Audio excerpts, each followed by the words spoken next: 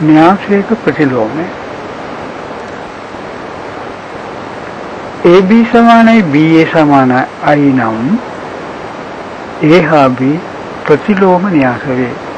A සමානයි 2 1 3 ඍණ 2 B සමානයි න්‍යාසයක් දීලා තියෙනවා.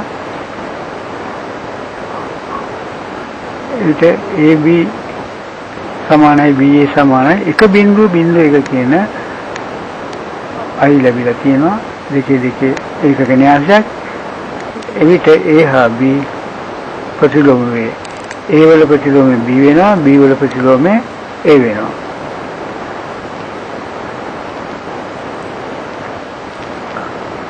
I 1.1 කියනවා. ABCD න්‍යාසයේ ප්‍රතිලෝමය සෑම. ଏହି සූත්‍රය A ඉන්වර්ස් සමාන 1ට AD ඍණ BC D ඍණ B ඍණ CA න්‍යාසය. උදාහරණ A 6 2 3 1 A ඉන්වර්ස් සෑම. A ඉන්වර්ස් සමානයි 1ට 6 වැඩි කිරීම 1 සූත්‍රයට අනුව ඍණ 3 වැඩි කිරීම 2 විකරණය ඔස්සේ වැඩි කරනවා. ඊට පස්සේ න්‍යාසය ලියනවා 6 1 කියන එක අපි මාරු කරනවා 1 6 ඒ විකරණය ඔස්සේ. ඒ වගේම අනිත් විකරණය ඔස්සේ ලකුණ මාරු කරනවා. ඒකට ඍණ 2 ධන 3. දැන් මේක සුළු කරාම අපිට ප්‍රතිලෝමය හොයන්න පුළුවන්. ඒකට 1ට 6 වරක් 1 6යි ඍණ ධන වෙනවා.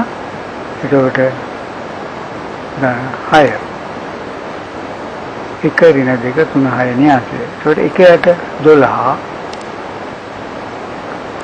ඍණ අඩු වුණාම 12 එනවා. ඒකට 1 ඍණ 2 3 6 ඊට පස්සේ A ඉන්වර්ස් සමානයි